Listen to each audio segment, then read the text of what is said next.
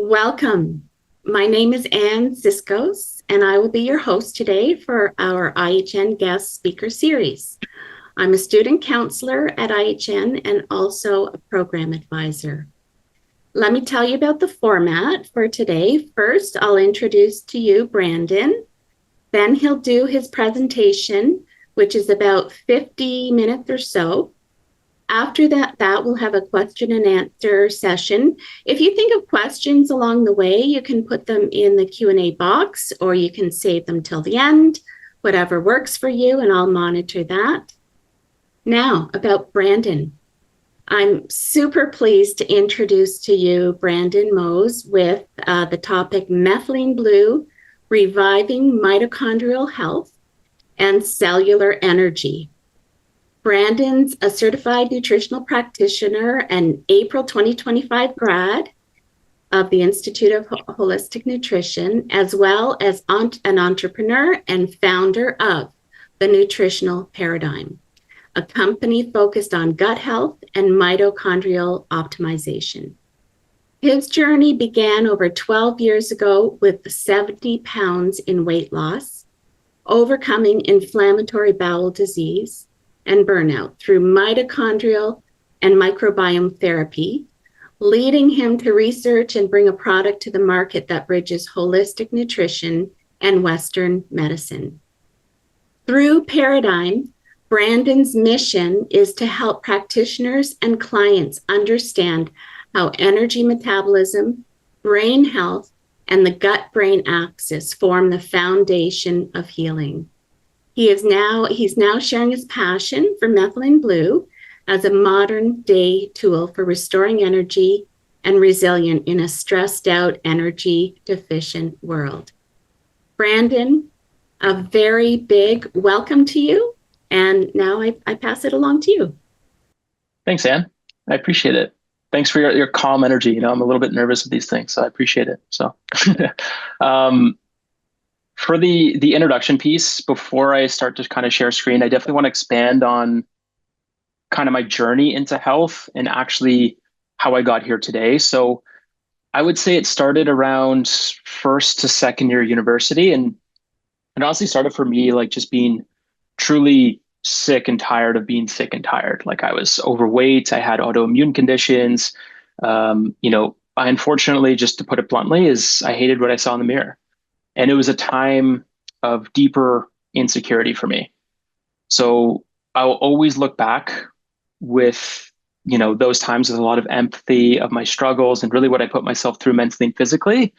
And this is something personally I never would have talked about if it wasn't for psilocybin and psychedelic medicine, which I would love to give a whole separate talk on and those healing modalities alone. But for now, it's really just about how I got, here from then. So this was about 14 years ago now when my health journey began. And like Anne said, I lost about 70 pounds. I succeeded and failed with literally every fad diet under the sun. And the reason I say succeeded and failed is because we'll get to this point, but everything in health, everything in biology has a pendulum effect. There's a duality, right? So the more we kind of put our stocks into one extreme, the more it's going to swing back to the other side. And this is just something that we typically learn through experience. So when I finally got to a point of comfortability within my health, it was getting away from the extremes. And, later on, I was kind of hit with like this insurmountable feeling of burnout. I was running on empty for many years of my life, and I was kind of pushing myself to the max, unfortunately. And for the longest time, like as Anne said too, I suffered from a ton of gut health issues. I was researching the microbiome pretty intensively in the bacterial genome and all its fascinating things, but I was relying on these gut health strategies to get me by, but I was also missing the next massive piece to the biological puzzle, which is the mitochondria. So with that kind of the whole piece, it was like, well, we kind of just missed out on, in my mind, of like how we produce energy. So what I will say that the state of our health biologically depends on how well your microbiome can convert the food you're eating into micronutrients and how well your mitochondria can break down the, say, steak, potatoes, and broccoli or the food you're consuming into electrons, right? Because your mitochondria don't see carbs, fats, and proteins, they just see electrons. And that's what we'll kind of dive into. So with methylene blue, I was very hesitant on trying it. I was actually researching it, I think back in like 2018, 2019, heard about it in a podcast, started reading some articles, and I just didn't feel right for me at the time because I was really focused on the gut health modality. But after I did some digging, it started to kind of present itself in a clearer light. And this is one thing I'll always say is think to think for yourself, right? To, as we know, like just don't consider what I think during this presentation, like consider what you think, right? Like understanding something and having your own experience is truly the highest form of knowledge. So from that first moment, I decided to take it. I was down pretty bad. It was a long ass winter, and I'm a lizard. Like I need the sun, so I was struggling. And I started off my first dose. It was a liquid dropper, and it was about 3 to 4 drops. So it's about 2 milligrams, roughly about 2 drops is equal to one. And then this was way under the lowest effective dose in the research. Okay, so this was just to test it out. And literally within an hour, like I started to feel this weight just lift behind my eyes. And the next day, I doubled the dose, laid out in the sun, and tried to kind of positively visualize what it was doing. And it was just a true aha moment. And it sparked kind of just further research into bioenergetics and the mitochondria. So I'm going to share my screen here. So there's my lovely wife, Rachel, who I think she's watching today. Hello. Hello. And then, of course, there's me pouring some samples for methylene blue at an event we did. But this was our business that we started after a company that we met ourselves. Like we met each other in this health company. I won't go into them in itself, but we kind of branched off, did our own thing back in 2021, 2022. And we've been doing Nutritional Paradigm ever since. We first started with coaching, and then we kind of branched off into methylene blue and just becoming like a one SKU business, which we're very happy about in terms of its transition. So going on to kind of open things up, I think it's important to talk about what's actually happening in today's world. Like when we look at chronic disease, we are seeing mitochondrial dysfunction time and time again, right? So we start to see our energy systems being shut down by our blue lit environments, from refined seed oils and these factory made food like products. We have a lack of movement typically, and a huge thing is a lack of community in our lives. And these things are all super, super important. But just to kind of say about why our mitochondria now and the way we produce energy is struggling is because we've almost just completely disconnected ourselves from our natural environment. And I'm sure many people here are doing everything they can to be in that state of say, you know what, I want to go for a hike and prioritize my health. But for the most part, like in our Western culture, when we look towards like the kind of typical office space, we see just the blue light atmosphere. And this is the first time in human biology that we're ever getting access to this much blue light in isolation, which is a massive stressor on the body. So take, for example, this is a life that I used to live, and I'm sure many of us have and perhaps still do, whether it's clients, family, whoever it may be. But it's like you wake up for a 9 to 5, you barely have time for breakfast. You slam back a coffee to wake you up. So now the cortisol, the stress hormone that woke you up in the first place, and then now you're doubling down with that coffee to kind of get you through. Maybe you kind of frame it as intermittent fasting because we all hear that that's beneficial. So we power through breakfast, we commute to work, whether we're in traffic. I'm in Toronto right now, so like the thought of that is very stressful. Or else, you take down to the dungeon of the TTC, and you're surrounded and isolated in these blue light tunnels, never seeing daylight. You go into your office, you're sitting down, you're answering emails. Like, and a lot of times we see stress as like, oh, maybe I got in a fight with someone or something traumatic happened. But sometimes it can just be the environment of sitting and not seeing natural light to what it does to your circadian biology, which we'll cover more. But you're sitting down all day. You get to this point where you have 30 minutes for lunch. So you have to kind of scarf back your food. Maybe you don't even have time to make anything, so you have to buy something that has more refined oils and so forth. And then by the time we actually get home and we've been sitting because we've had no time to move this stagnant energy, maybe we kind of unwind with some television, maybe a glass of wine, maybe whatever it may be to kind of relax. And it's come to a point now when we think about like, hey, you know what? Like those days that we spend hiking or out in nature, seeing a waterfall or walking through a forest or going to the Algonquin Park, whatever it may be, we start to see like, we feel better on those days, and now it's like we're starting to see research coming out of Japan, as in Shinrin Yoku, of like forest bathing, right? Where doctors are saying to get out into the forest and to heal yourself naturally, which is amazing advice. Don't get me wrong, but it just shows how disconnected we have become because we need scientific reductionist PubMed articles to tell us that trees are good for our biology, and fresh air and sunlight. It's insane, right? So we've disconnected a lot from our natural environment to increase productivity and finances, of course. So how can we really get past this? And for me, this is where methylene blue came in. This is where methylene blue and red light therapy and all these modalities came in to help. So to first understand this whole piece, we need to really uncover what methylene blue is, because I'm sure a lot of us are either super curious or they just want to figure out how to dose this effectively, but we'll cover everything here.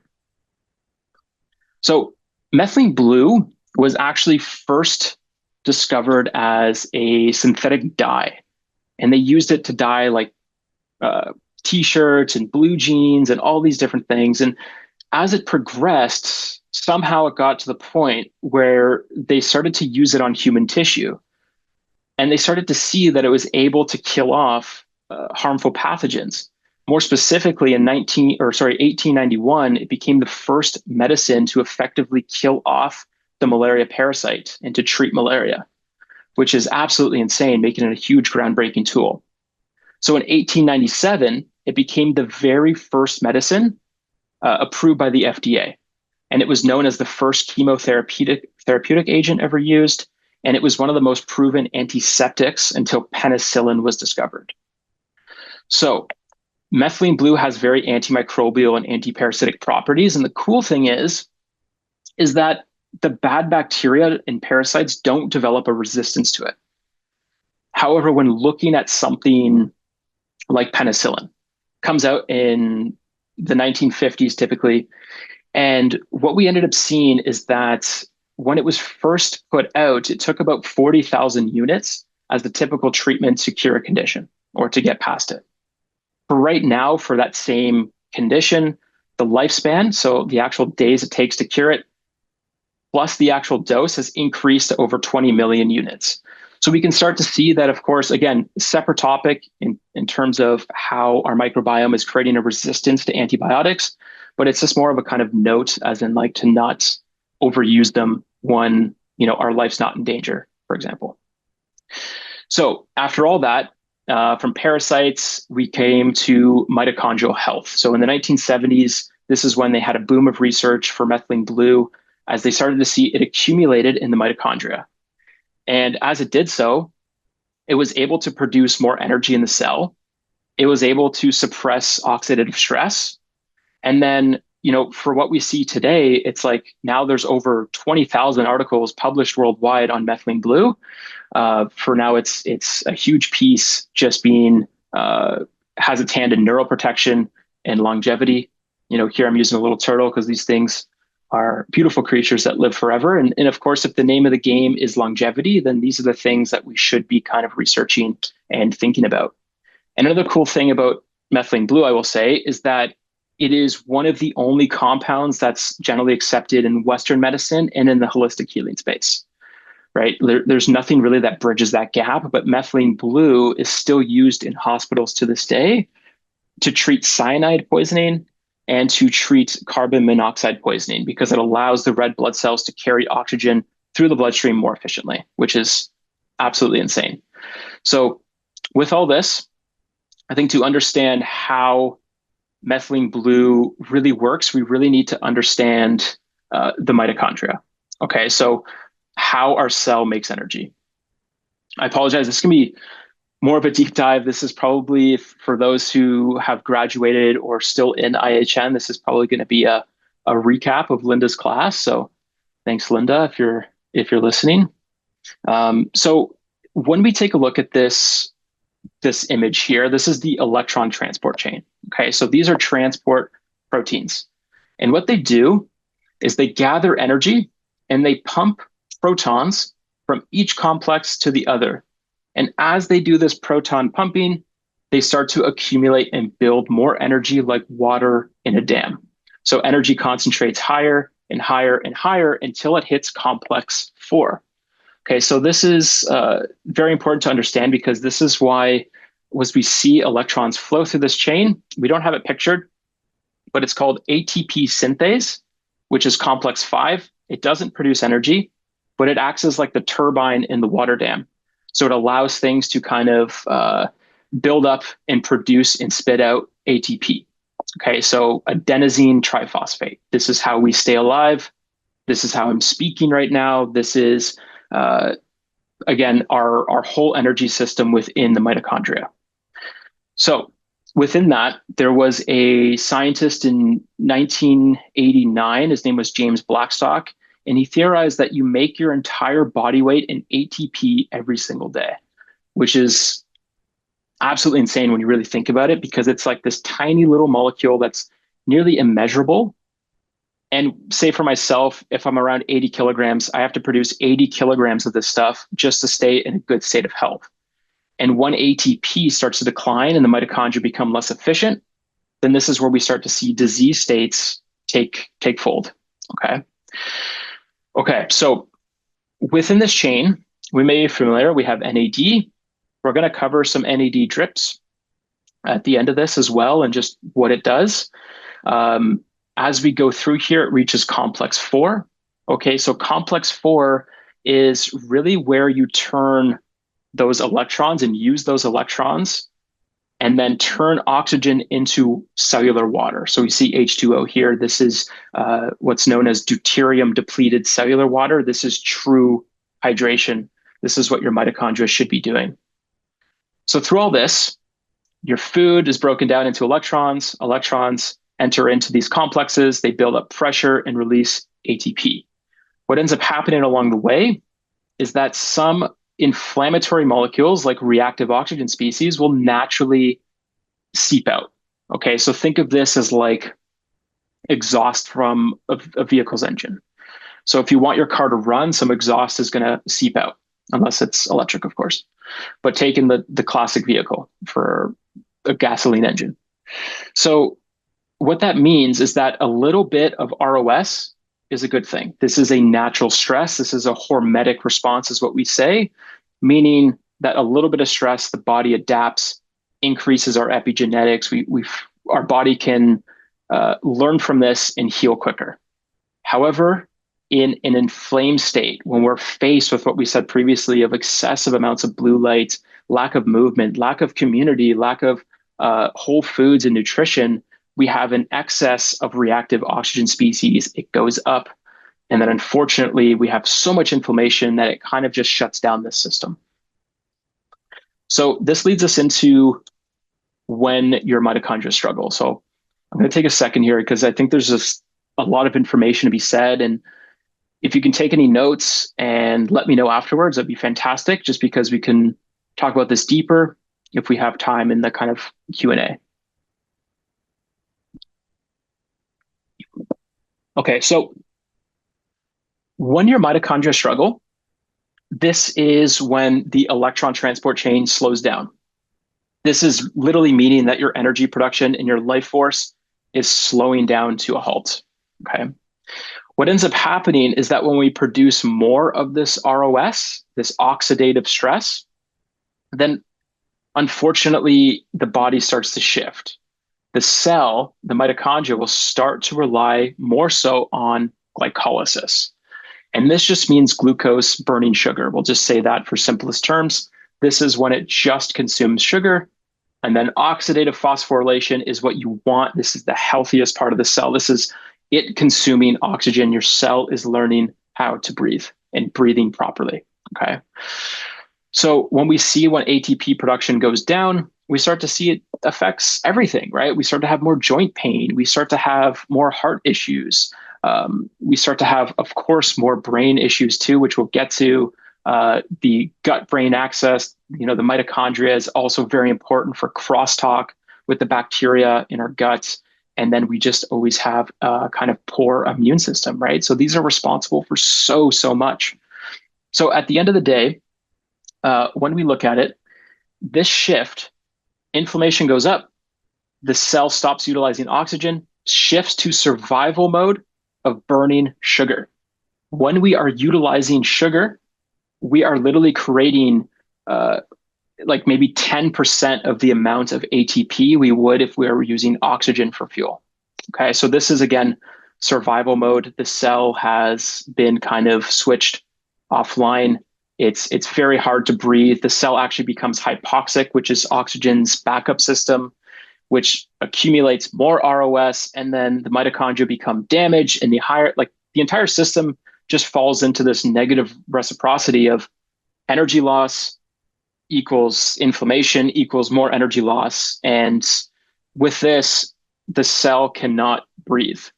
And for anyone who may be familiar, that a cell that cannot breathe and only consume sugar is cancer. Like that is a key disease signature for a tumor, for a cancerous cell. And what we see with cancer is that this is called the Warburg effect, where they're only using sugar, even when oxygen is available. So it's important to note here that when cells become cancerous, they're not actually dead. They're just switched offline. Right? They prioritize survival over cooperation with the body. And this is getting back to my first point where we're kind of like, if we're constantly exacerbating inflammation or cortisol, I would say, cortisol is our stress hormone, but cortisol's responsibility is survival. If it's on a little bit, great, we get a hormetic effect, our body adapts. If it's constantly activated, we start to see things like, for example, like insulin resistance. We start to see people have like the cortisol tire is what they say. It's this like kind of fat and adipose tissue stored around the midsection mainly. And these are things of like just cortisol shuttling glucose and not properly utilizing oxygen. So when we turn that complex 4 back online in the mitochondria, we will make it harder for cancer cells to remain cancer cells. So the solution here is to try to have cancer cells and these cells breathe again. And right now, this is where the research in cancer therapy is kind of leading us to this really unique combination that we see with like hyperbaric oxygen therapy, red light therapy, methylene blue, in conjunction with each other to kind of help and to see what we can do in terms of tumor progression. And again, this is just the research. This, of course, is not medical advice in any sense. This is just me reading the papers. But overall, what we know of molecular oxygen is that it's a free radical, right? So the main premise here is to overload the cell with oxygen. The healthy cells will survive. The cancerous kind of struggling cells will either die off or they will be forced to kind of breathe again. And then on the other hand, we have red light, which is our kind of physical, like photonic energy. And then we have methylene blue, which is our chemical energy that donates electrons. Okay, we'll get to more detail on that soon. And with all this, actually, sorry, I didn't even cover this diagram here, but it's just to show if you've seen it, but it's the Warburg effect through one cycle of the citric acid cycle. It's producing about 4 ATP molecules. Okay, so this is not much at all. But when we look at oxphos consuming oxygen, the cell is producing just the amount of ATP it should be, from anywhere from 32 to 36 ATP molecules. Okay. So when we look at the mitochondria, it's important to understand where they are in the body. Okay. So the retina has the highest mitochondrial density, like the window to your soul. Like this is the thing that's going to sense a little photon of light, miles and miles away. It is extremely, extremely sensitive. And this is why we kind of talk about blue blockers, right? And this is why we're seeing, because the retina has its highest susceptibility to blue light. Blue light is damaging to the mitochondria, and constantly staring at screens unprotected all day long, every day, can lead to macular degeneration. Okay. So mitophagy is your, it's like autophagy, same thing. If we're familiar with autophagy, it's kind of the notorious mechanism of, say, intermittent fasting, is that we activate the cellular cleanup crew, where the body starts to target old, damaged, misfolded proteins, and then we start to utilize them as fuel and recirculate them. Okay, well, the mitochondria go through a similar cycle, and it's called mitophagy. So the mitochondria should be recycling every 30 to 40 days. That's what we want in a healthy lifespan. Ideally, it kind of looks like, if you're interested in the science, it's what ends up happening is the mitochondria they have these ubiquitin chains. They are then transferred to the lysosome for degradation. And then they are going through this process of biogenesis, where they're able to kind of renew and have a new life cycle.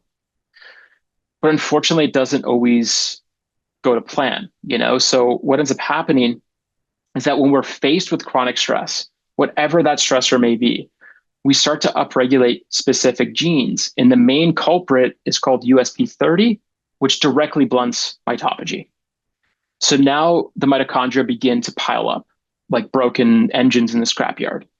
And this is seen in Alzheimer's, dementia. It's seen in Parkinson's with dopamine. It's seen in MS, diabetes, various states of cancer. And now what we're seeing is that cognitive decline is fundamentally mitochondrial decline. Okay.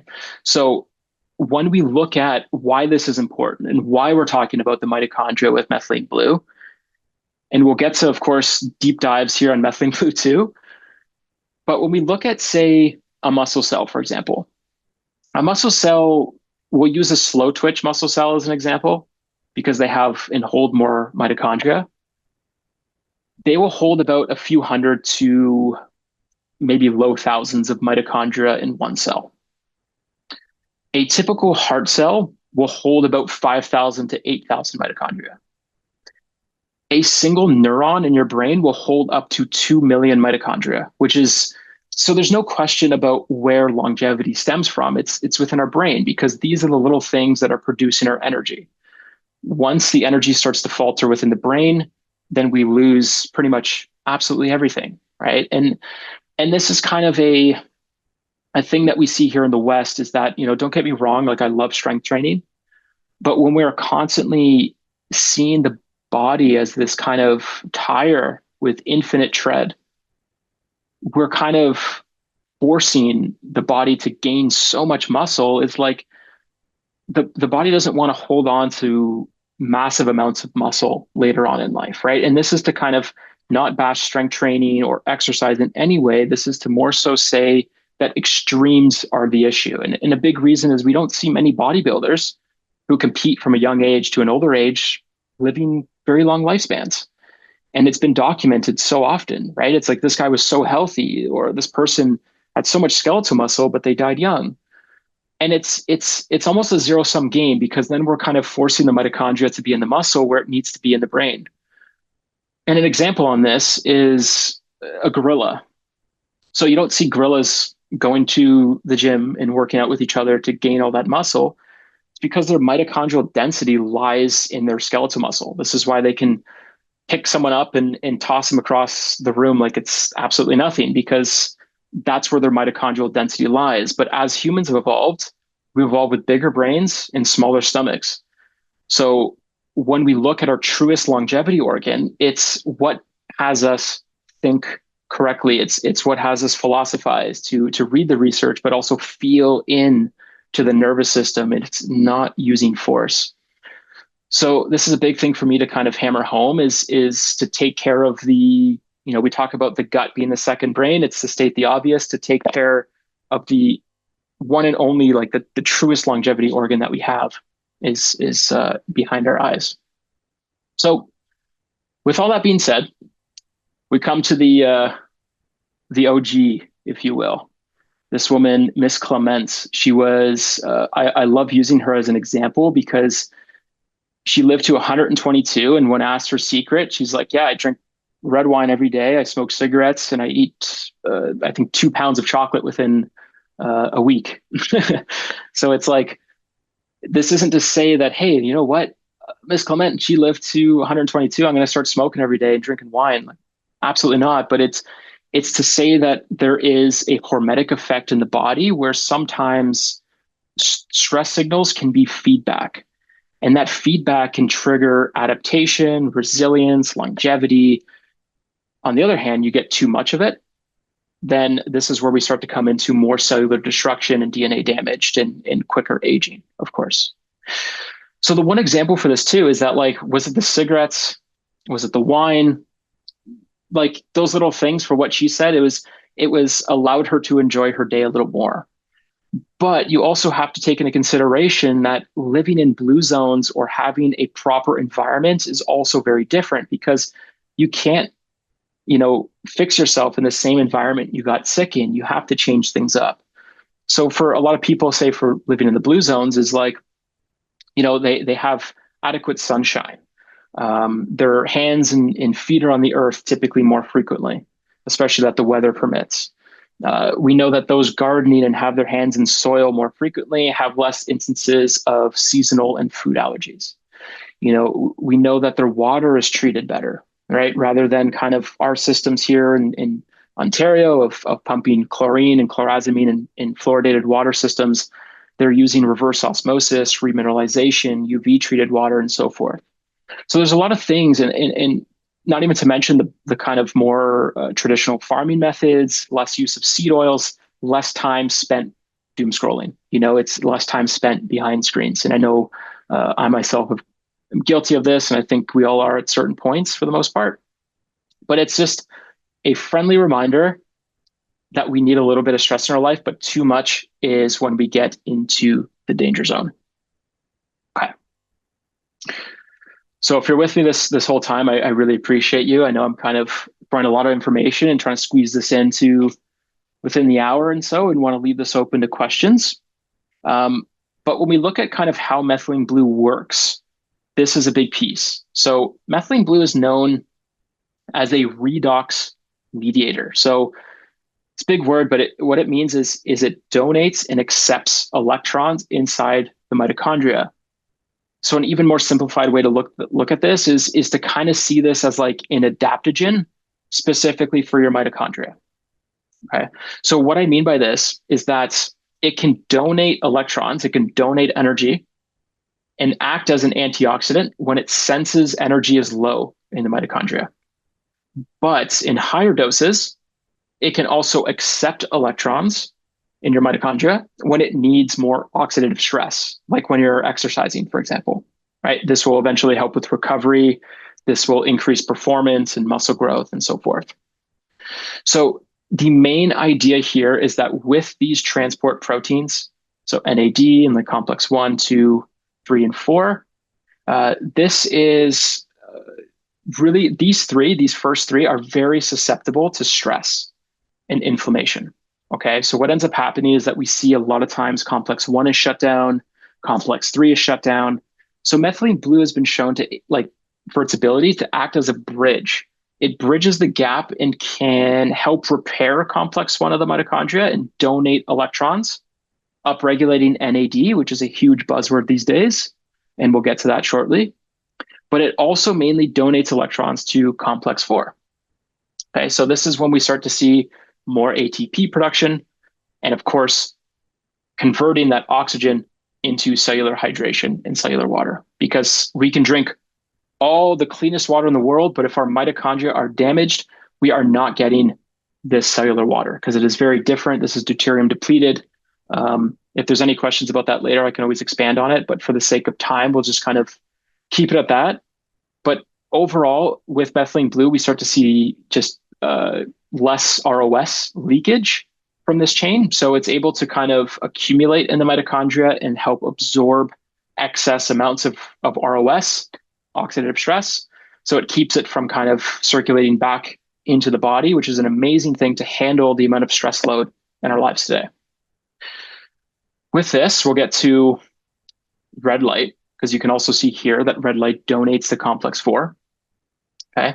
So these two together are your kind of best partners. Like this is like when we've had a lot of people use methylene blue, and one of the things that we'll say is first thing in the morning before caffeine, a low dose exposed to red light and some kind of meditation, mindfulness, 4-7-8 breathing, whatever it may be, is just such a great way to supercharge your day before you kind of hit that cup of tea or cup of coffee if you do drink caffeine. Okay. The one cool thing here is that complex 4, its name is called cytochrome C oxidase. Okay. Cytochrome gets its name from cyto, meaning cell, and chrome meaning light. So this is literally cellular light. Like this is, for how they knew this back then, is absolutely insane. But think about like if you're wearing uh, those. Sorry, I'm just blanking on it right now. But the infrared goggles, for example, you will see the heat signatures of human because that's the infrared light that they're giving off. Like this is, we are beings of light. So when we get red light from the sun, when we get red light from these devices to kind of make up for the amount of blue light that we're kind of getting, this is when we start to see better energy production, especially when paired with methylene blue. And for a lot of the research is that we see when we read a lot of these kind of research papers, a big thing is the combination of methylene blue and what they say is photobiomodulation therapy. So PBM for short. And that just means red light therapy. So they'll shine these red lights on, on the skull. And if you shine red light on the skull, it will be able to penetrate the brain depending on how close your device is. And with that, it will start to donate electrons to, again, where you hold the most energy in your brain, which leads us to neuroprotection. Okay, so this is a big thing here. I think I want to cover some key research points and also where there's a lot of misinformation these days on methylene blue and fear mongering. This is an important kind of topic for that. So when we look at Alzheimer's disease, it's now being understood as more mitochondrial energy failure in the brain. Right. And this is long before memory loss becomes visible. The brains of patients that show drastic reductions in mitochondrial activity, so this means like impaired oxygen utilization, weakened complex 4 function, as energy production collapses, the neurons can literally no longer repair processes or do their mitophagy cleanup. And it results in an accumulation of these toxic proteins like TAU, like the tau tangles and beta amyloid plaques. Okay. So what methylene blue does is that it's able to address a lot of these underlying mechanisms. And it does this because it is donating electrons to where you need it most. And it's increasing energy production in the neuron itself. It increases its ability and the brain's ability to use oxygen. It supports a healthier blood flow because it's able to cross the blood-brain barrier. And it goes to a lot of metabolically demanding regions like the hippocampus. Okay, so what we've seen. With all of this, there are clinical studies that we see that demonstrate methylene blue being key for cognition improvements, memory recall, even helping us with the fear response to getting over little fears and phobias. It helps with attention span. But while slowly functional like decline in individuals with Alzheimer's and in other kind of neurodegenerative kind of conditions. So this is what we're seeing it all do within these patients. However, so there is a key to understand here with this research because it's important to remember that this is not a cure. Okay, like this is more preemptive. And the reason I say that is because when we look at the difference between beta amyloid plaque and these like tau tangles, is that amyloid is an extracellular protein, and it's a plaque that forms outside of the brain cells. So it's think of this as like plaque on your teeth, okay? And then while tau tangles in itself, they're intracellular proteins, and they form these neurofibular tangles inside of neurons. So we look at it, this is like your cavity. right? So the neurons have cavities, and outside of the neurons, there's a ton of plaque, right? So the health here is just not good. And the more it accumulates, the more risk of disease onset, of course. So the thing is, when we look at like the methylene blue research in uh, Alzheimer's and dementia, there is a big study that a lot of people have referenced saying that methylene blue does not help with these things. But it's important to stay informed because if we just read the papers, we'll start to see what actually happens. So with methylene blue, there was a big study that was addressing Alzheimer's by reducing tau formation. So it was a mouse model. I think it went on for about 4 to 8 weeks in the range of 1 to 2 months. And methylene blue was not able to remove established neurofibrillary tangles over the treatment period. With the other research is what we see is what this means is what we can take from this is that methylene blue can work best earliest in disease progression. So it's more of a preventative and support tool rather than this kind of tangle busting solution in advanced disease states. So it's really important to note when looking at the research, just to be completely kind of unbiased, is that it has amazing benefits for the brain in terms of beta amyloid plaque buildup. But in terms of busting tau tangles down at their fullest, is unfortunately, there's no research to really support that. That's been true. So what that kind of means is like, are we using methylene blue to kind of be a preemptive form to kind of help prevent cancer? Sure. Are we using it to treat stage 4 cancer? Absolutely not. And again, I say this as more just coming from the research. It's not medical advice, but it's just to show that its potentiality in brain health is and other disease states are absolutely fantastic for what it does to the mitochondria. Okay. So this is why I'm here. Chronic fatigue. This is, for me, I think many of us are exhausted. I don't want to kind of project myself too much onto others, but I've seen a lot of clients and a lot of people in my life, and a lot of us are just burnt the F out. It's like there's a lot of fatigue, there's a lot of brain fog, there's no motivation. And while some of this can be dopamine as well, there's a big piece to this is that your mitochondria just aren't making enough energy in the form of ATP. They're underperforming, and no amount of coffee will fix it. Okay. So when we look at the signs of low ATP production, we see things that are kind of on par with adrenal fatigue, hypothyroidism, liver issues, and things of that nature. So it's important to kind of channel your own intuition and see, what you're kind of dealing with internally.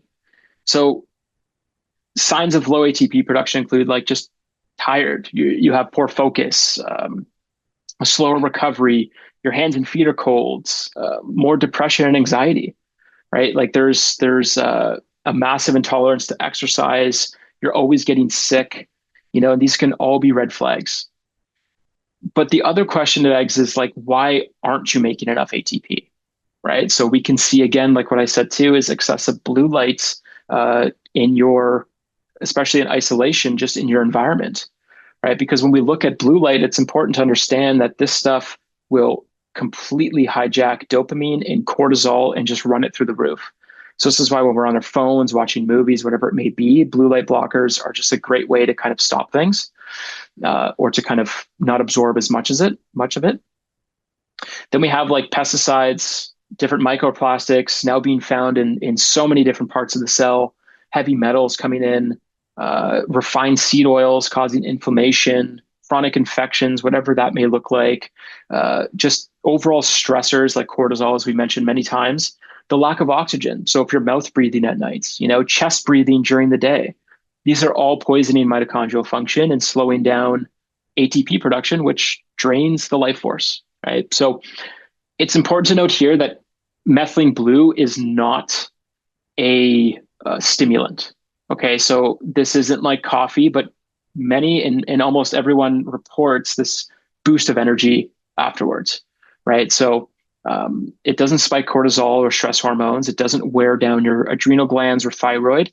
It just supports your cells to breathe oxygen and to donate free electrons into that transport chain to make clean energy.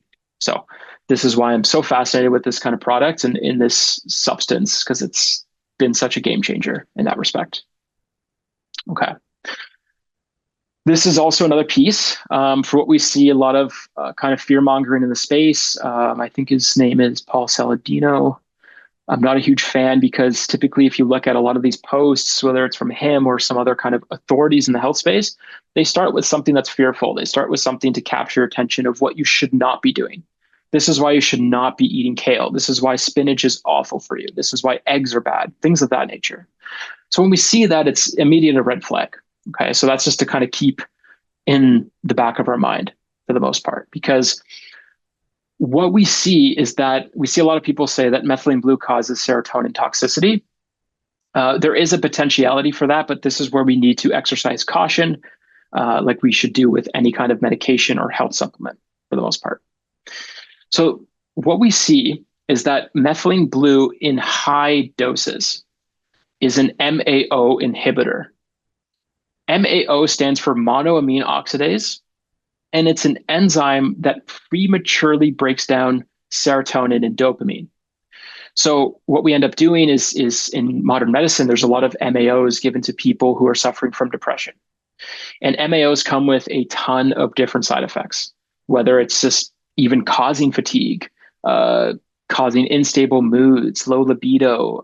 There's so many different things that come with this for people who have experienced that. I know they can kind of speak to that experience. So what these MAO inhibitors are is that they prevent this enzyme from breaking it down, and then they allow kind of serotonin and dopamine to live out a longer lifespan. Methylene blue has been shown to be able to do this. But the cool thing about methylene blue is that it can also repair the dopamine receptor, which is fascinating. And they do this again through working on the actual mitochondria itself. So when we look at the research, what I will say first and foremost is that if you're on SSRIs, if you're on SNRIs, MAOs already, then I would just avoid methylene blue just to be on the safe side. There is no research, no proven of anything that methylene blue alone will cause serotonin toxicity. It's a serotonergic agent. Kind of think of it like a St. John's wort or 5-HTP in a sense. But it's just to be on the safe side that we're not taking this in high doses when we're on specific medications, okay? Because that's just important to note. The only research that supports methylene blue being or giving serotonin toxicity is when it was taken in very high intravenous, so IV drips, alongside an SSRI and a high dose like Zoloft. So it's just something to kind of be aware of, okay? With that, this is also why a lot of people report better moods when taking methylene blue. What we see here in this kind of diagram from the research paper, they're kind of using MDMA as an example. I haven't had people ask me that question, but I've had people ask me about microdosing like psilocybin, taking bigger doses of psychedelics and taking methylene blue simultaneously. Honestly, my answer with that is just respect the thing that you're taking. So with psilocybin, I think it deserves a lot of respect, and especially with methylene blue, like anything we want to consume, we shouldn't just be guzzling things down to hopefully end up in a better result. We need to go and bring things in with intention. So if we're taking some form of psychoactive medicine, take the thing, enjoy it. And then if we want to kind of supplement with that methylene blue, take it, enjoy that, and get the effects. But a lot of people will report methylene blue being more of like a non-psychoactive kind of microdose when they first start taking it. Okay, I also hope I can talk about psilocybin, so I hope I'm not kind of, well, I guess we'll see after. So the next big piece, I don't necessarily like talking about this a lot, but it's the fat loss piece. I think there was times in my life where I was really, really adamant about fat loss, and I would do anything I could just to drop some weight. And that's why I kind of shy away from this word now, is because it kind of leads to a lot of, to put this in it, like there's some desperation around that, and it's a lot of marketing these days. So I don't really, if we see on our Instagram, I don't really talk about this too often in recent years, especially with methylene blue. But the main story in here, and like a kind of long story short, is that we look at losing and dropping adipose tissue, we do it through our breath. That's where we burn like 80 to 90% of our adipose tissue. The rest is through our sweat and urine. So what ends up happening is that methylene blue donates electrons, increases oxidative phosphorylation, increases oxygen in the cell, and then we start to see that the body is able to lose adipose tissue more effectively when we're higher in oxygen. Okay, oxygen saturation is higher. It's also a big reason why it's used in a lot of endurance athletes, because when we're doing long marathons and people training, I've had a few friends reach out to and a few other customers of methylene blue reach out that they've been using it to train for marathons and having like amazing success in their times. And again, it's the same thing, is that when we are running, we need to use a ton of oxygen. And when we're doing so, methylene blue can just help shuttle more of that oxygen through the red blood cells where we need it most. So the other reason, and the biggest reason why methylene blue can actually increase metabolic rate, is through sirtuin activation. We may be familiar with sirtuins and AMPK. It's, again, really deep in the kind of research at this point, but sirtuin family of proteins are known for longevity. They're known for improving metabolism. They're known for kind of reducing inflammation and protecting against a lot of kind of neurodegenerative diseases as well. But what it does is that sirtuin activation will upstream affect AMPK. This is like if you will, like an energy sensing protein. This is what typically upregulates during fasting as well. And then as AMPK gets upregulated through this pathway, we start to see lipogenesis go down, right? The formation of new adipose tissue. This is a huge piece that we see in the research time and time again. So just one of methylene blue's like insane benefits. We've had a lot of people kind of reach out to us and say, is kind of like fat loss a side effect of this? Like, is this supposed to do this? And again, we don't really kind of market it that way, but it's more of like, yes, it will help in that respect because it's repairing from the inside out. Okay, now to NAD drips. I'm going to pick on this a little bit because I think of course, getting down to true health, it shouldn't cost us $500 a session. You know, you can get a lot of good food with that money. So I'm not too sure if anyone here has done NAD drips, but I'm going to kind of say, just because they're popular right now, I don't think that they're worth the money. And the reason I'm saying this is because typically they offer a temporary boost and they work downstream in our energy system at complex 1 only. And by downstream, I mean just the complex 1. Well, upstream, we want it to go up to complex 4 and back through the cycle. So in most aging in inflamed cells, the issue typically isn't a lack of NAD+. The issue is that the electron transport chain, especially complex 1 or complex 3, become impaired from inflammation. So when that happens, electron flow slows down. And now NADH cannot donate the electrons efficiently. So it begins to pile up. And now we see NAD plus becomes depleted secondarily. ATP production starts to go down. And this means that NAD is more so of a symptom, not the root cause. So when we push more NAD and force more NAD into the system, they can become stuck in that transport chain because they have nowhere to go. And they're really just flooding the cell with more fuel when the engine remains broken. So this whole like NADH to NAD plus ratio becomes even more imbalanced. And this is when you can have a tricky situation here, as you see the diagram of reductive stress and oxidative stress, meaning that you can actually have too much antioxidants. To be fair, it's kind of hard to achieve in today's society, but it starts with a broken system. So if you're forcing this antioxidant to a broken system, it's not reduced, or it's overly reducing, but it's not being absorbed, you can have reductive stress. Okay. So there is a big piece here to this whole kind of ratio. And then with this imbalance, it can shift the cell further into burning glucose, so glycolysis, which is like your kind of inefficient backup system, as we mentioned. And again, NAD has nowhere to go because it can only enter the transport chain at complex 1, where that point may be damaged from inflammation, which is extremely common with chronic illness and inflammation in general. Okay. So realistically, the way I kind of see NAD is like you're adding more passengers to a train that can't move, right? So you're just kind of backlogging a little bit. Methylene blue, however, has been shown to donate electrons to complex 1 and 4, but also shown to kind of repair those tracks to shuttle electrons through that chain more efficiently. Okay, so just reigniting that flow of electrons and that energy transport.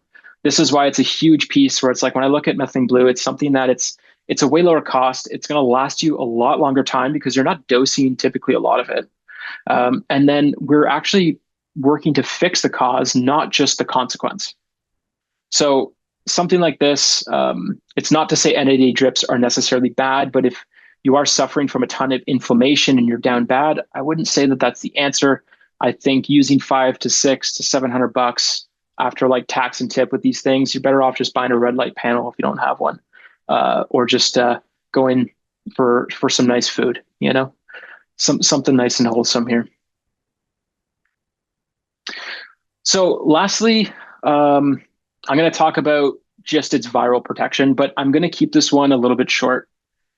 And the main reason here is because this is why methylene blue has hit almost a censorship for what we'll say. Like I think companies like Shopify actually banned, I say I think, but it actually is, they banned methylene blue products being sold on Shopify websites. And this was after massive studies were released when red light therapy, UV radiation, and methylene blue were combined to treat long COVID. And they found like an amazing success rate. I will say that this is some of the best immune tonic I've ever had. If you're interested in this topic, then please send me an email, send me a message on Instagram. Happy to have a call. But it has a lot to do with nitric oxide in the system, which again, it's a huge rabbit hole in itself. Can probably talk for a while on that one, but I'll just kind of leave it be. But also aside from SARS-CoV-2, it also has a ton of research to support herpes zoster. So in terms of shingles, just the kind of herpes simplex in general. I have a friend of mine who actually reaches out. He says like through the winter, he'll get like those like stubborn cold sores and so forth. And he'll use the methylene blue topically on it, and it's gone within like a day or two, which is insane from it lasting previously for him like a week or something like that. So it makes an insane difference, but has massive amounts of antiviral activity. Okay, so I've been rambling for a while here. We're going to close this up and get to dosing in a second. How to enhance its effects. Literally what you see here are things that it's not like, oh, you need to buy this $1,000 biohacking device. You need to like get this cryo chamber. If you want to get cold, go outside. If you're in Canada, especially, go for a walk outside. Don't bring your coat. Use saunas, things of that nature. These things can be way more affordable because that's truly what I believe in. I think is when we see a lot of supplements or people saying that, we should buy this product and use it 365, just every day of the year, nonstop. Well, the body adapts to these things, right? So I personally like the Chinese medicine way, an approach of like supplement things maybe 4 to 5 days on, 2 to 3 days off, or have a washout period. Take things for 4 weeks. Don't take it again for 4 weeks. This is how the body responds best to these things. Okay. So when we're looking to enhance its effects, red light, ideally from the sun, but here in the winter, the sun is only at that kind of 30 to 35 degree kind of inclination here. So we're not really getting any UVA, UVB light in the winter months. So for me, a red light panel has been extremely helpful. We have a lot of people who will use that in conjunction with methylene blue, like I said earlier, just first thing in the morning to really amplify its electron donating effects to complex 4. The combination with UVB is actually where we start to see a lot of antiviral properties with UVB. You can get UVB and UVA panels. They're a bit tricky, but just being in the sun, like methylene blue, can actually help you prevent you from burning too frequently, which is really interesting. There's also cool research to support UV radiation with methylene blue to helping snake venom to mitigate its effects, which is wild. Um, so keep some of that on you if you're going to the Amazon. Deep breathing, just so simple. These two go together, walking and exercise. The biggest increase in terms of its effectiveness of methylene blue is to work on breathing exercises, to walk, to go for a run, to get oxygen in your lungs and into your brain. A low inflammatory diet, as we know, is just like, I'm just preaching to the choir, I'm sure, at this point, but low seed oils, so not taking in canola or sunflower, is mitigating that as much as possible, to take away a lot of like these factory made food like products, and things will start to click much easier. There's specific supplements you can take as well. So this would be like your PQQ, CoQ10, vitamin C, magnesium is also really good. And a B complex that has a good dose of thiamine is also really important for the mitochondria. With all that, it could be taken first thing in the morning. Some people will take it before breakfast, before coffee, with all of these things to increase the kind of mitophagy effect. So to increase your body kind of clearing out a lot of that kind of like those like cellular senescence and zombie cells, as we call it. And then the other two things, as I mentioned, avoiding seed oils, but avoiding the blue light exposure, because this is the first time in human biology we have been faced with this much blue light. As I say this in front of an illuminated blue light screen behind a glass window. But this is the life that we live, and try to mitigate that as much as possible.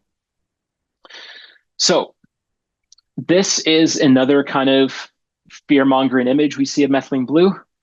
As you can see how the brain is connected, and how this, so let me just say, this is going to take a ton of methylene blue specifically injected intravenously to kind of reach these limits. This is not something that we would be doing, nor would I kind of recommend, unless you need it for surgery, for example. So again, apologize for the kind of graphic image here, but this is something that's being circulated around social media saying methylene blue will turn your brain blue, don't take it. So to kind of understand this, we need to understand dosing. The research will typically say about 0.5 to 2 milligrams per kilogram is your best and safest dose. A lot of research papers will say up to 4 milligrams per kilogram. Okay. What I recommend is it's best to go low and slow. Like I felt it on 2 drops my first time. I have people say they felt it on 1 drop. I imagine it's so little that who knows, right? There could be a placebo effect. I could have had that as well. The lowest dose in the research is 8 milligrams, which by a liquid solution is most likely, or our product, for example, is 16 drops. For Rach, like that's her like ideal dose is about 16 to 20 drops. I typically go a bit higher around that 24 to 32. So upwards of 16 kind of milligrams a day. And I'll use this for about 4 to 5 days of the week, usually on my kind of highest performing days, or when I really need to think a bit more. So with all this, what that means is that, also I'll cover too, is on the slide here, I say best to take morning or midday for an energy boost, because that's huge. Like you don't typically, a lot of people ask us if we should take this at night before bed. The only time I would say to take this before bed is it's so dependent on the individual. If you are strength training and exercising, training for a marathon, take some before bed to kind of help amplify the recovery benefits, but make sure you're okay with it. Start very, very low, because this can be very stimulating because you're boosting energy production. So I've taken a kind of medium dose at night, and I was just like up all night. I couldn't go to sleep. So this is why I best recommend it first thing in the morning, or that kind of midday cortisol slump. So getting back to the blue brain over here, because that looks awful, or cool, I guess it's on your perspective. But usually, say with this one here, this is typically an intravenous dose upwards of 7 milligrams per kilogram. Okay, so let's break this down just to put it in perspective. So if I myself weigh 80 kilograms, that's about 560 milligrams of methylene blue, which is roughly 1,120 drops of a liquid solution. Your ideal dose, from what I'm saying, is like closer to 16 to 64 drops. So you'll not be experiencing things like this. And from what we've seen, this is not dangerous. It's dangerous when it's constantly produced in higher doses. So to get something like this, you're going to have to produce or consume a ton, which will be very difficult to do from a liquid solution because you would probably have to down like 3 or 4 bottles, which again, like anything, I would not recommend. Even green tea for that matter, like too much can hurt the liver, right? So we got to be sparing. The poison is always in the dose, right? So that's just one thing to kind of be informed on and to make sure that we understand completely. And then the contraindications, some safety. So we need to be sure of a few things. With methylene blue, we definitely want to avoid if we're our G6PD deficient. So this is like a a genetic deficiency. It's very rare to see. We typically see this geographically within some African countries in Middle Eastern countries, but it affects, I think, about 3% of the population. This isn't something that I've seen really come up at all, but it's just something that it could be a hindrance if you're taking a large dose. If you are on SSRIs or MAO inhibitors, as mentioned, you run the risk of serotonin toxicity. And then if you're on uh, dialysis, like severe kidney issues, liver issues, then this can just aggravate it. Again, like I talk about green tea, amazing stuff. But again, when overconsumed in high doses, it can kind of have a negative effect on the liver. So the harmless side effect of this is it will turn your pee blue. And a lot of people, uh, it typically ranges. So some people will see like maybe their urine is just a little bit green. Okay. Maybe it's like navy blue. I really think that this is a good metric to see how much your body actually needs. Because if your pee is navy blue every single day, maybe you can scale back your dose, right? It's not dangerous in any sense. This is actually why methylene blue has been used for urinary tract infections, especially for its antimicrobial effects, to pass through the bladder and to kind of clean things up. But overall, like if the urine is green, then you can probably take a little bit more. Your dose is probably in a good sweet spot. If you're taking methylene blue and your pee is clear, then it means that your mitochondria is probably using absolutely everything. Because we've had a lot of people talk about this, and they said that they were taking the same dose every day for a week.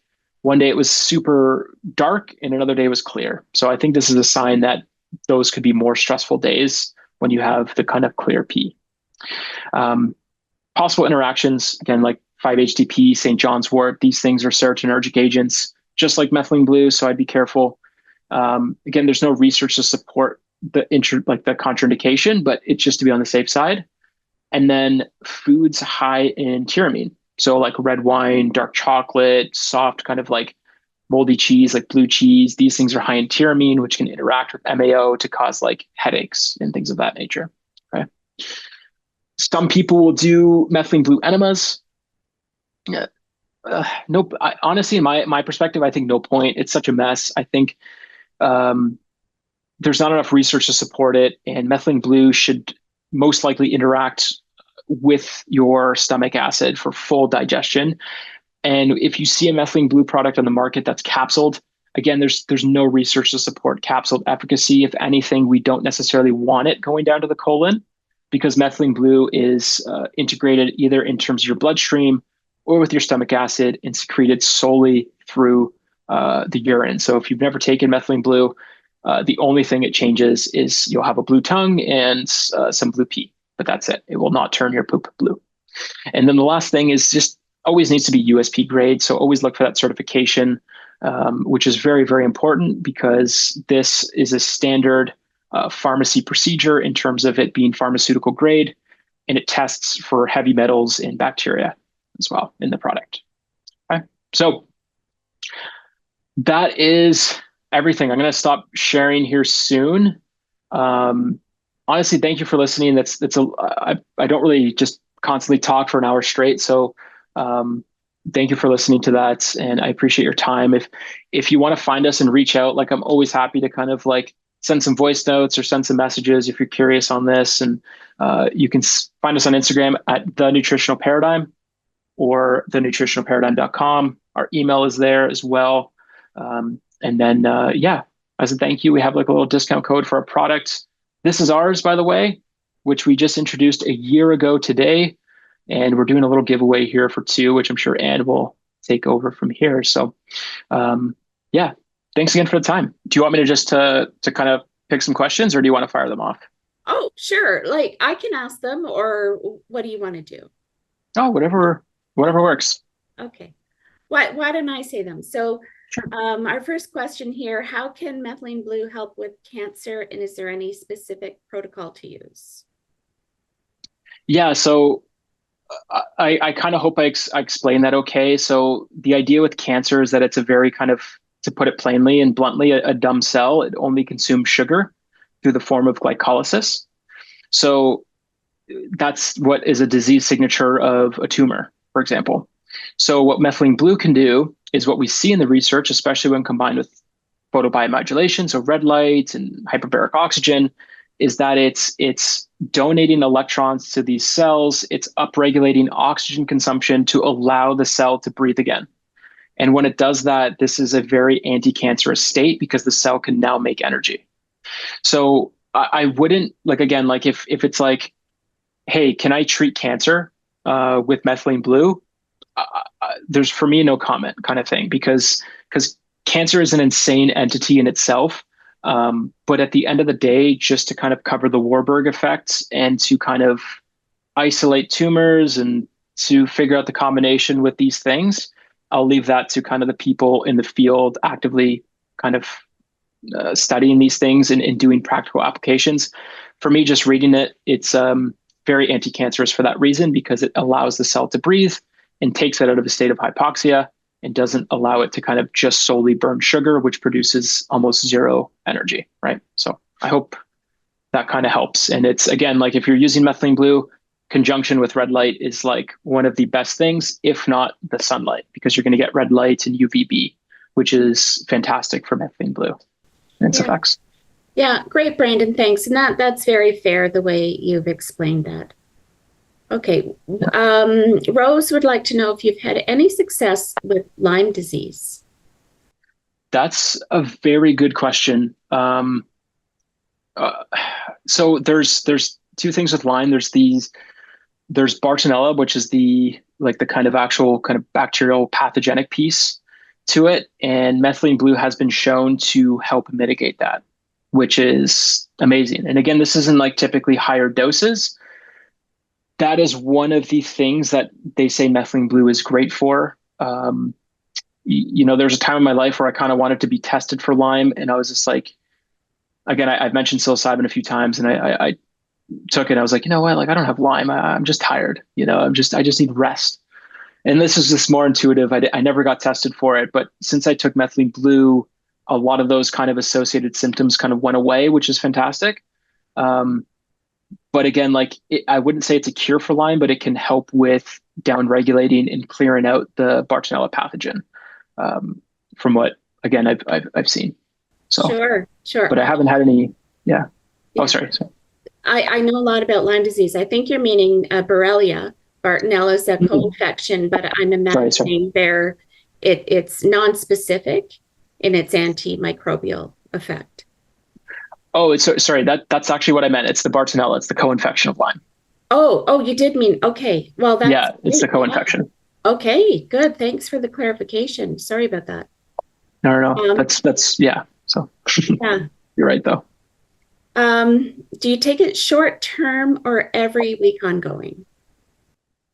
Uh, it's a really good question because it depends on where you're at. Like if when I was really down bad, I took it every day for like 6 months because I was like, this thing is really, really helping me. And the cool thing about methylene blue is it depends on your dose. Like if you're taking 16 drops a day, it's your body's not going to develop a resistance to it, but it can slowly start to accumulate in the mitochondria to help break down excess amounts of stress and ROS, like mentioned. But ultimately, like I think once you get back to that equilibrium is when you can start to take it on and off. So I mentioned briefly of like the kind of taking 3 4 days on a week or 4 or 5 days on a week and taking a couple days off.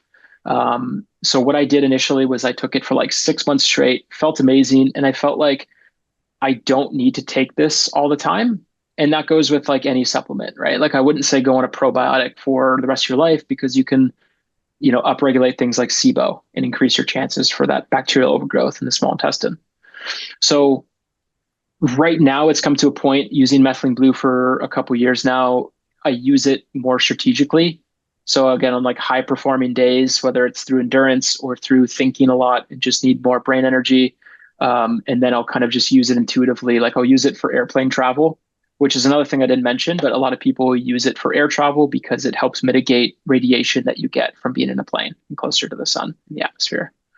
So I guess long-windedly, depends on the state of your health, and then just kind of trust your intuition on that one in a sense. And I like to cycle absolutely everything, even if it's vitamin C. So Well, you're pretty sharp today, Brandon. I'm guessing you took your methylene blue this morning. yeah, it's flowing through the veins for sure.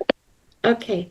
Are there any contraindications with methylene blue and the common blood pressure or statin medications?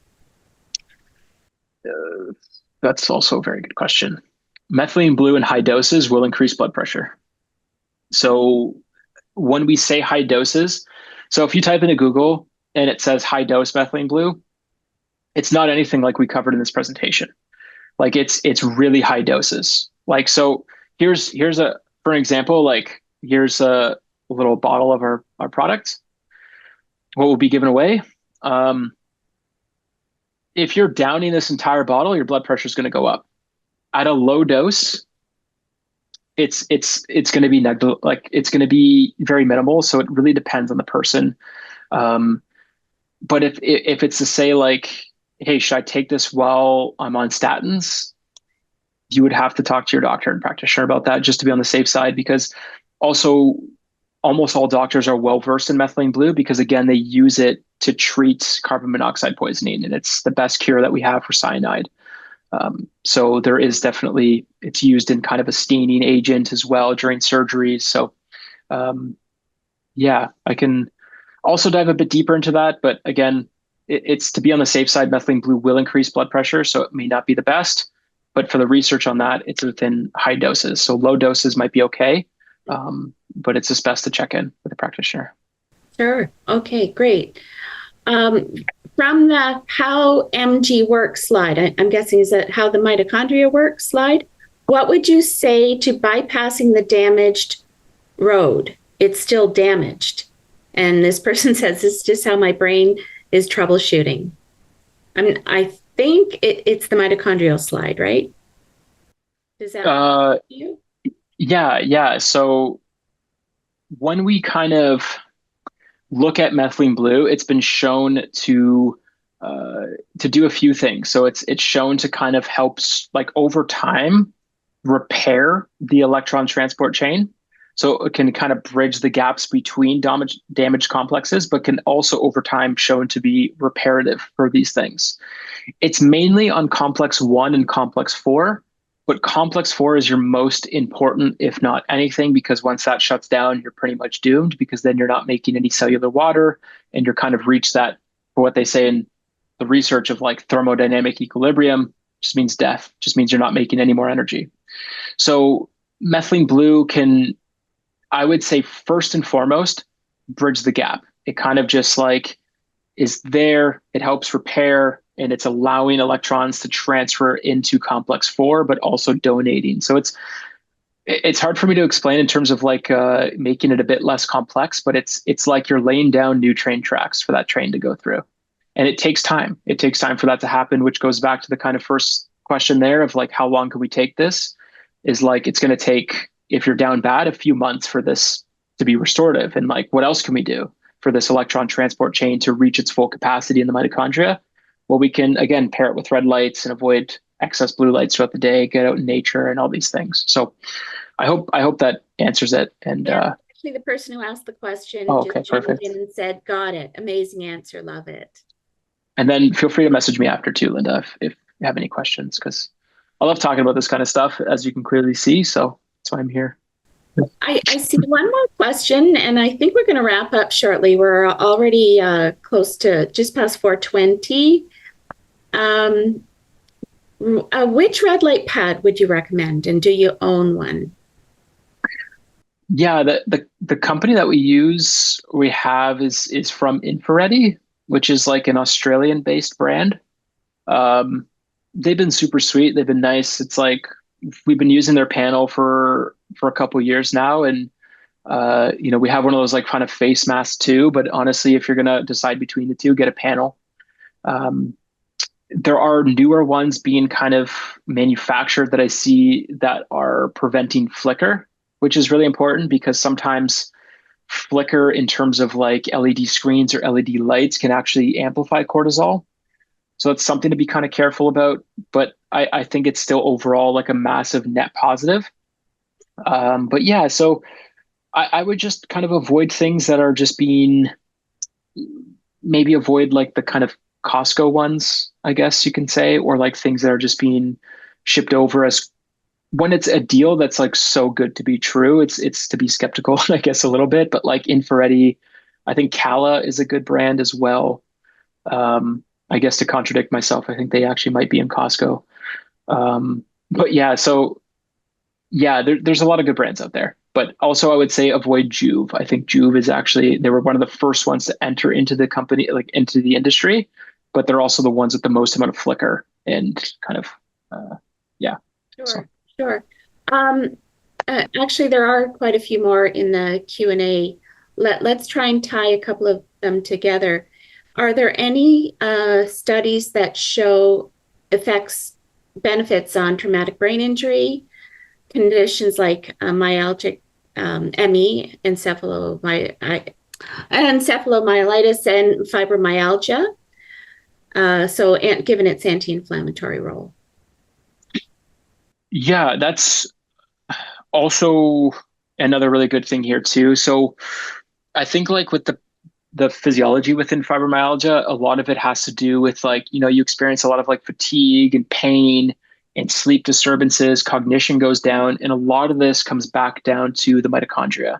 So just taking fibromyalgia for an example, is that like methylene blue, again, when we look at its basis, it is effective for increasing energy production, restoring mitophagy to make sure that we're having these healthy cells once again. So I haven't directly seen any clients or customers talk about their fibromyalgia with methylene blue, but I do know that there's research combining the two to show like an effective kind of suitable thing as being something that's, yeah, very, very helpful. The same thing goes for traumatic brain injuries as well, because when we think about it, it's like when we look at a brain that's been beat down, like through CTE, like in a lot of football players, we see an early onset dementia and these things. So plaques start to form, those tau tangles start to kind of accumulate within the neurons. Like within those kind of brain injuries too, it's like the brain will need more energy production to heal, right? So ATP is going to be your healer. It's going to be your number one healer for everything because once the energy production is high, then things are kind of back in that working order. So with methylene blue and red light and these things, you're donating electrons to be able to kind of increase that energy production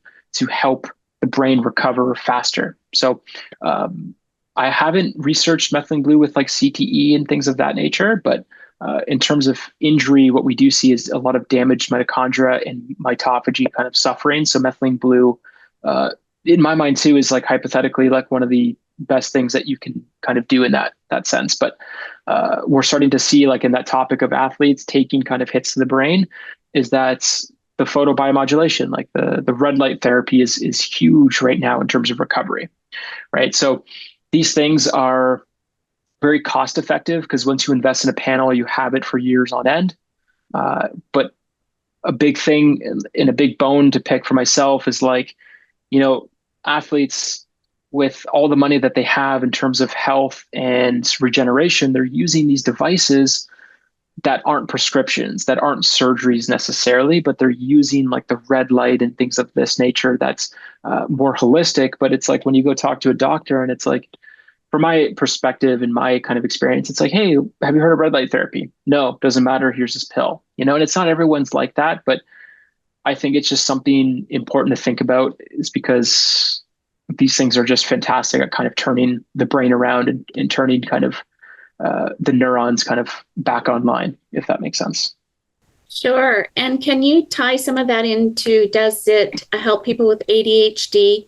And there's a question also about ALS. So immune and neurons and so on. So with ADHD is dopamine related, big time. But I think so. At the beginning of the session, I said biologically, the state of your health depends on how well your microbiome breaks down micronutrients and translates that into, uh, takes down your food and translates that into micronutrients. Your mitochondria are dependent on the food you consume and the state of that to break that down into electrons. But what I said, that's biologically. So when we look at things like ADHD on a biological level, methylene blue can help because you're naturally increasing dopamine, but you're also helping to repair a lot of those receptors, which is a huge thing. However, when I look at someone like Gabor Mate, and this resonated with me early on in life, is that he believes that ADHD is improper coping mechanisms to what we have in our daily life, right? So, for example, myself growing up, something happened, whether it's traumatic, an argument, or something bad happened at school, whatever it may have been. Instead of talking about it, instead of dealing with it, instead of kind of getting that energy out of my body, I went to video games. So video games became a coping mechanism. That coping mechanism did not serve me as the years went on. So now at this stage of my life, I'm not just going to be like something bad happens. Like, you have to face it. I'm not just going to be like, I'm just going to pick up a little Game Boy Color and start playing. Right. Like, so in that respect, there's a huge mental piece to ADHD that we need to be aware of, because at the end of the day, like, we can take all the supplements in the world, but we need to really get down to the three pillars of health, which I believe is like, your psychosomatic piece, your spiritual side, how you see and have kind of dealt with past pain and whatever kind of trauma we want to say, big T or little t, whatever it may be, because I see trauma as something that our coping mechanisms have been maxed out. So now it has nowhere to go but be stored in the body. So a good example of this is the body keeps a score. And the body itself is your subconscious mind. So your posture, your exercise, that is another pillar of health, of course. And then we have the microbiology of the mitochondria. So again, super long-winded answer. There's many different kind of smoking guns in this space. In short, methylene blue will help regulate dopamine, so you'll feel less likely to kind of doom scroll and more focused. And some people, I made an Instagram post about this a while back, but a good thing for ADHD that's helped me a lot, because I think about 4 or 5 years ago, I was on Vyvanse. Oh, it was amazing at the beginning that it made me just so anxious, and I just couldn't use these drugs because they're also just destroying the dopamine receptor. But a combination of methylene blue and tyrosine. Tyrosine is an amino acid that's a precursor to L-DOPA. So it's really, really important. Those two together can be very, very fantastic for ADHD. And then I think you said something about the ALS. Yeah. Yeah. So ALS is a neuronal disease, right? So it's kind of the same thing. It's really rare, but it is, terminal, and it's kind of, progression that it kind of hits very quick. So that's another thing too, right? So if we look at where our mitochondrial density lies, it's in the brain, right? So as we know, we have upwards of 2 million mitochondria per neuron. So like, with that being said, it's like when we take something like methylene blue or shine red light in front of us, we are up-regulating the mitochondria to better produce energy. And if there's 2 million of them in one neuron and they're working better, things are just going to start kind of clicking a little bit better. With ALS specific within methylene blue, again, I talk about this kind of more hypothetically. I haven't researched ALS with methylene blue specifically. That's something I'll definitely look into. A lot of the kind of research on methylene blue is on mouse models for these things. So we need more human clinical trials, of course. But in short, ALS, neuronal disease, neurons are comprised of millions and millions of mitochondria. Methylene blue helps those mitochondria work better to produce more energy and to replicate and to be more functional. So again, I think hypothetically, it's something that's very plausible for sure to help prevent. And it's, again, not a cure in any sense. There's no one heal all cure that we kind of look for. It's just things to kind of help be preventative for sure. For sure. Okay. So I think there are a couple more questions in the Q&A, but what I'm going to do at this point, I'll grab those at the end, and we can either answer to you folks who didn't get your question answered through the IHN Weekly Digest, or if you're able to reach out to Brandon directly. And how can people reach you, Brandon? I'm just going to just quickly say one more thing, if you don't mind, but I saw a question here that is there any evidence on those of the spectrum? I would say for autism, if you actually go down to our very, very first posts on Instagram, I remember like years ago in like 2021, I was researching autism a lot with the respective short chain fatty acids. So this is a huge microbiome component to it. So I'll leave it at that because I know we're kind of short for time. But yeah, where to find us? So it's at the Nutritional Paradigm on Instagram. Usually we check that daily. And you can also email us at support at the Nutritional Paradigm, or you can find our email through our website too, is thenutritionalparadigm.com. Brandon, a super, super big thank you. All this information is new-ish. And as Elizabeth said, you're healing brains, you're healing the planet with your work. And in my opinion, you're a gifted teacher, explainer as well. And wishing you much luck with your future business endeavors. And we hope to have you back again. And thank you to all the attendees. A really nice showing today. It's been wonderful, and I think that wraps it up. So enjoy Amazing. the rest of your day or evening, everybody. Sweet. Thank you so much, Anne. Appreciate it. Yeah. Good night, everybody. Goodbye.